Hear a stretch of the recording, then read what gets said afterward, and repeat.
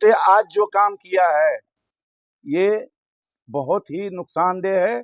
और आने वाले वक्त में ये चार, जयंत चौधरी हो या चंद्रबाबू नायडू हो या नीतीश कुमार हो या फिर चिराग पासवान हो, ये चारों का एक भी सिंगल, भले कुर्सी के लालच में कोई मुस्लिम भाई हमारा अगर रहता है वहां तो वो अकेले अपने और अपने बीवी का वोट लेके जाएगा, वो अपने मुफाद में, कुर्सी के मुफाद में। लेकिन कोई भी मुस्लिम वोट अब नीतीश कुमार के पार्टी में हो, चंद्रबाबू नायडू के पार्टी में हो, चिराग के पार्टी में हो या जयंत चौधरी के पार्टी में हो, एक भी मुस्लिम वोट नहीं पाएगा। ये हम लोग समझ रहे हैं, पूरे हिंदुस्तान की जो आज पीड़ा है, नाराजगी है। लगातार आपके तरफ से आवाज उठाई जा रही है कई मुद्दों पर भी, लेकिन आज पाइसी के जो जदयू कोई भी नेता है इस मुद्दे पर कोई भी आवाज नहीं निकाल रही है या फिर लोगों को संबोधन नहीं कर रहे। क्या कहेंगे बाईसी के जनता को लेके ऐसे?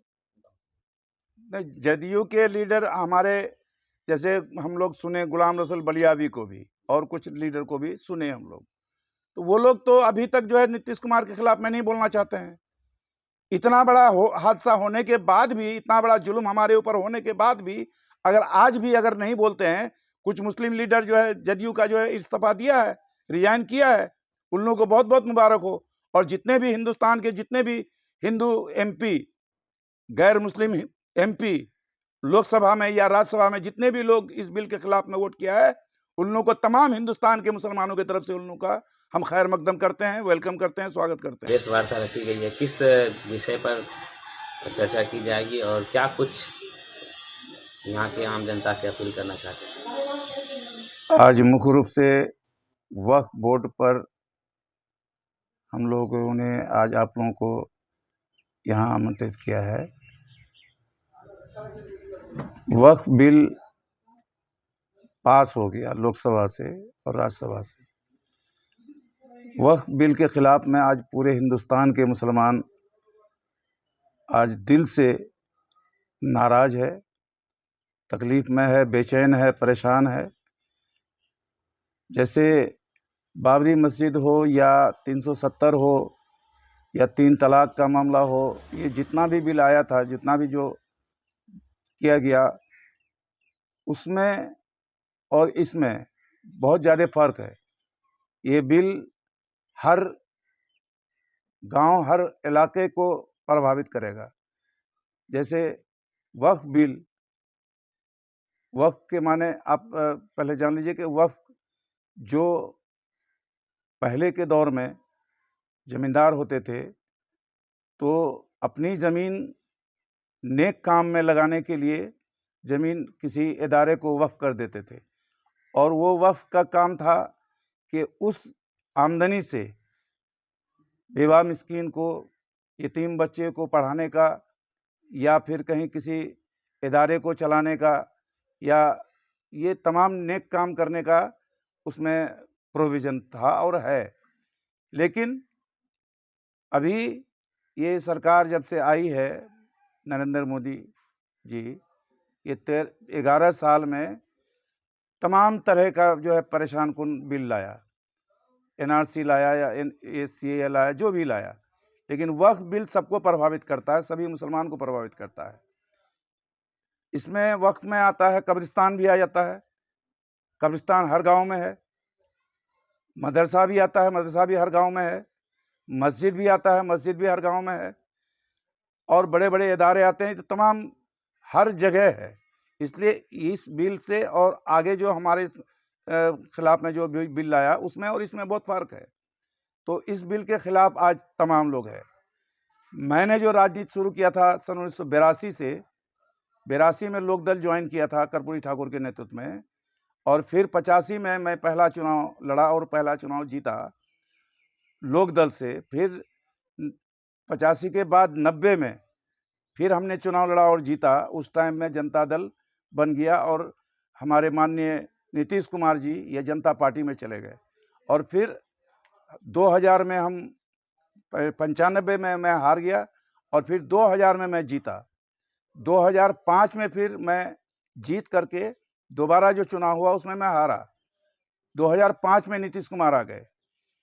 मुझे अगर जाना होता तो जब लालू जी का जनाधार ख़त्म हो गया था उस टाइम में, 2005 के बाद से मैं नीतीश कुमार के साथ जा सकता था, क्योंकि पहली बार जो विधायक बने थे नीतीश कुमार, वो भी लोकदल से बने थे और हम भी लोकदल से बने थे। एक ही बेंच पर 5 साल बैठे थे, तो उस दल में हम जा सकते थे। लेकिन मेरा ज़मीर कभी गवारा नहीं किया कि वो बीजेपी के साथ में थे और आज तक हैं। तो पिछले 20 साल से वो बीजेपी के साथ में हैं। अगर हिंदुस्तान में बीजेपी मजबूत हुआ तो ये नीतीश कुमार के चलते हुआ, ये हमारा कहना है। अगर नीतीश कुमार जिस तरह से अभी हाल में 2020 में चुनाव से पहले वो इंडिया गठबंधन बना रहे थे, अगुवा वही बने थे, अगुवा बन के वो चल रहे थे। अगुवा बनते बनते अचानक क्या हुआ, अचानक जो है वो पलट गए और पलट करके फिर वो एनडीए में चले गए। तो एनडीए में जाने के बाद फिर आज एनडीए को ही मजबूत करके खड़ा किया है। वो 12 एमपी के साथ है और चंद्रबाबू नायडू जो आंध्रा के जो वो तमाम मुसलमानों का वोट उसको मिल जाता है, 99% वोट उसको चंद्रबाबू नायडू को मिलता है। वो भी अभी हम लोग तो ताज्जुब लगता है, ऐसे शर्म क्यों नहीं लगता है उन लोगों को ऐसा करने में। रमजान में चंद्रबाबू नायडू भी बड़ा टोपी लगा के और तौलिया लगा के, रुमाल लगा के वो इफ्तार पार्टी करना। और यहाँ तक कुछ लोगों ने देखा कि वो नमाज में भी खड़े हो गए, नमाज भी पढ़ लिए। और नीतीश कुमार जी भी मैंने पूरा टोपी लगा के और इफ्तार पार्टी लगा के पूरा जो है लग रहा है कि मुसलमानों का हितैषी हो, यही है। और वो ईद के दिन जिस इदारे शरिया में 100-150 फोर्स पुलिस जाकर के वहाँ धमकी दिया, उसी इदारे शरिया में फिर ईद के दिन वो चले जाते हैं। वो पुलिस पर क्या कार्रवाई हुई किसी को कोई पता नहीं। तो ऐसा लग रहा था, वोट के एक दिन पहले तक ऐसा लग रहा था कि चंद्रबाबू नायडू वो खिलाफ में वोट करेंगे या विरोध करेंगे।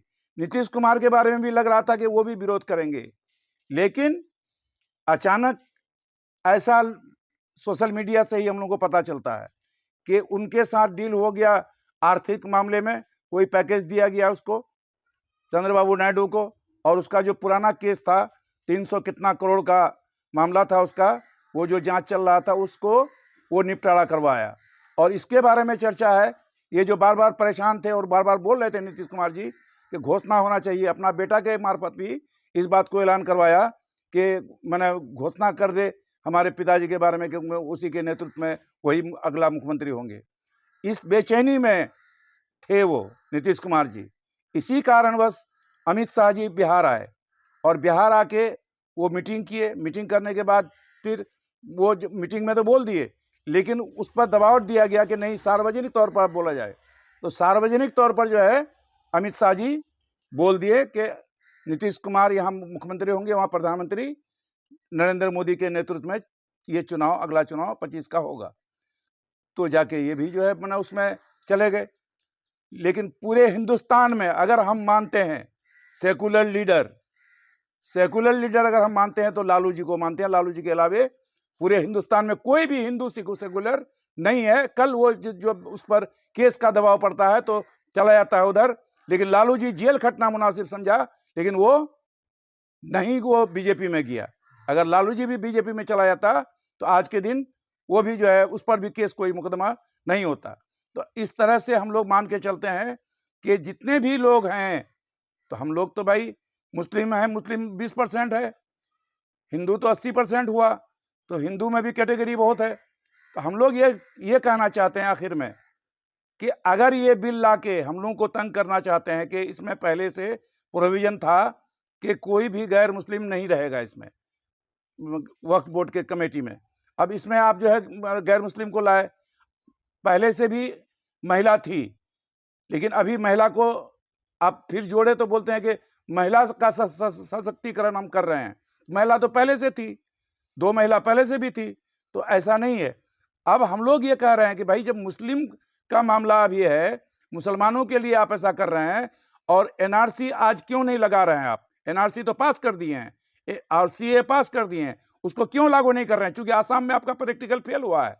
आसाम में जो है हिंदू ही ज्यादा जो है मैंने कागज जमा नहीं कर पाया, और एनआरसी अगर यहाँ लागू करते हैं आप तो यहाँ भी हिंदू, कोई जो गरीब हिंदू है वो कागज नहीं जमा कर पाता, जिसके चलते आपको परेशानी होती, जिसके चलते उस बिल को अभी आप रोके हुए हैं, अपने हाथ में रखे हैं। कब क्या कीजिएगा कहना मुश्किल है। तो उसी तरह से जो 1400 साल पहले, 1500 साल पहले, 1000 साल पहले वक्फ किया है कोई, 100 साल पहले, 200 साल पहले, 500 साल पहले, तो ये जमीन का आप कहिएगा कि आप डॉक्यूमेंट लाइए, कौन पाएगा? कहाँ से डॉक्यूमेंट लाएगा? कहाँ से कोई कागज लाएगा? जब कागज नहीं लाएगा तो आप उस चीज को जो है सरकारी कर दीजिएगा। पहले डीएम की बात थी कि डीएम इसका जो है मैंने अथॉरिटी होगा, डीएम पदाधिकारी यहाँ लास्ट डिसीजन देंगे। अब क्या कर दिया? डीएम से ऊपर कर दिए, कमिश्नर को कर दिए। तो कमिश्नर करेंगे, डीएम करेंगे, बात तो वही हुई है, कहीं तो फर्क नहीं है। तो आप कमेटी में आप जो है गैर मुस्लिम को दे दिए। तो इसी तरह से हम लोग को जो तकलीफ है कि हिंदू का जो ट्रस्ट जितना भी है, चाहे वो अयोध्या राम मंदिर का ट्रस्ट हो, चाहे वो केदारनाथ का ट्रस्ट हो, चाहे वो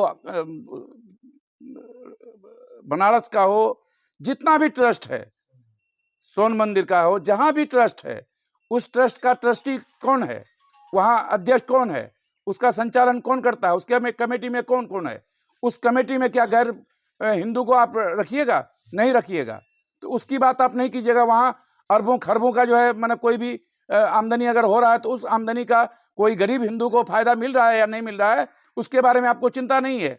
और आपको चिंता है कि नहीं, ये मुसलमानों के हित के लिए ये बिल लाया गया है। तो मुसलमानों के हित के लिए अगर लाए हैं आप, तो ये बोल रहे थे आपका संजय रावत जी लोकसभा इसमें राज्यसभा में कि जिस अंदाज में अमित शाह बोल रहे हैं, जिस अंदाज में रिजू जी बोल रहे हैं, जिस अंदाज में और जो हमारे बीजेपी के सांसद बोल रहे थे, तो ऐसा वो बोल रहे थे रावत जी कि ऐसा हमको लग रहा है कि बोले जिन्ना का आत्मा यहाँ बीजेपी वाले के दिमाग में घुस गया है, मुसलमानों का जो है भला चाहता है। ये गलत बात है, मुसलमानों का भला नहीं है इस मामले में। उनका भी ये कहना था कि अभी आप मुसलमानों का जमीन को हड़प के आप दीजिएगा। अब जैसे रेलवे का जमीन है, रेलवे का जमीन को अडानी को दे दिए। अब अभी बताया, मतलब सोशल मीडिया से ही हम लोग देख रहे हैं कि जो सैनिक का जमीन है, सैनिक के पास जितनी जमीन है, उस जमीन से भी जो है और लोगों को दिया जा रहा है। तो हम लोगों का ये कहना है कि भाई इस बिल को आप वापस लीजिए। हम लोग देखे कि बिल आप आनन फानन में किसान कृषि बिल आप पास किए थे, आनन फानन में राज्यसभा में भी कर दिए थे, बिल पास हो गया था, कानून नहीं बना था। इसी बीच में पंजाब हरियाणा के किसान जो है धरना पर बैठे तो 750 किसान की मौत हुई। 13 महीना तक बैठे, 13 महीना के बाद आप बिल को लेने में मजबूर हुए, आप बिल को वापस लिए। हम लोग वो उस तरह का नहीं करना चाहते हैं। आप स्वतः आप इस बिल को वापस लीजिए, चूंकि ये बिल किसी भी एंगल से सेकुलर नहीं है, किसी भी एंगल से ये संवैधानिक नहीं है। संवैधानिक ढांचे को जो है आप बर्बाद कर रहे हैं। तो इन्हीं बातों के लिए हमने आप लोगों को यहाँ कहा कि भाई ये मैसेज हम लोगों की तरफ से जाना चाहिए, पूरे हिंदुस्तान में जाना चाहिए। अगर हम लोग इस बिल को वापस नहीं लेते हैं, अगर तो जो भी हम लोग तय करेंगे, अगर धरना देने की जरूरत पड़ेगी तो शांतिपूर्ण धरना, जिस तरह से पटना में इदारे शरिया के और जितने भी खानकाह हैं वो तमाम लोग जैसे पटना में दिए थे, उसी तरह से हम लोग भी यहाँ 22 में हम लोग उसी अंदाज में शांतिपूर्ण हम लोग धरना देने का कार्यक्रम तय करेंगे। सर, अमित शाह का कहना है कि गैर मुस्लिम इस कमेटी में नहीं रहे। हाँ, इसमें जो है ये भी हम लोगों को ताज्जुब लगा। जितना झूठ मुमकिन है उतना से ज्यादा माना अमित शाह जी बोल रहे थे लोकसभा में कि भाई झूठ बोल रहे हैं ये लोग कि मैंने गैर मुस्लिम इसमें रहेगा, और वो कोई भी गैर मुस्लिम इसमें नहीं रहेगा। अमित शाह का भाषण है लोकसभा में कि कोई भी गैर मुस्लिम नहीं रहेगा, लेकिन क्लियर है उसमें बिल में कि गैर मुस्लिम रहेगा, गैर मुस्लिम नॉमिनेट होगा।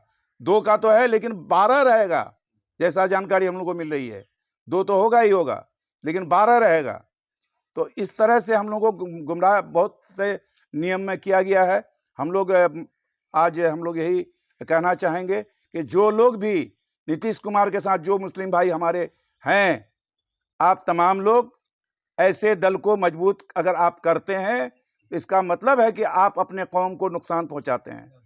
इसलिए जैसा कि बिल तो पास हो गई और कई पार्टियां बीजेपी का समर्थन किया, लेकिन इसमें खुलकर सामने आ रही है कि 4 लोग मुख्य तौर पर हैं जो काफी सहयोग रहा है, जिसमें से नीतीश कुमार हैं, चिराग पासवान जी हैं और 2 चंद्रबाबू नायडू हैं। क्या इनकी पास करने में जयंत चौधरी जी हैं, क्या इनकी मुख्य इन लोगों भूमिका के बारे रही? में इन लोगों के बारे में इसलिए ज़्यादा चर्चा है, जयंत चौधरी का हो या चंद्रबाबू नायडू का हो या फिर चिराग पासवान का हो, नीतीश कुमार का हो, इन लोगों को बहुमत मुस्लिम वोट मिलता है। और मुस्लिम वोट इसलिए मिलता है कि ये टोपी पहन लेते हैं, कंधे पर गमछा रख लेते हैं, इफ्तार पार्टी कराते हैं और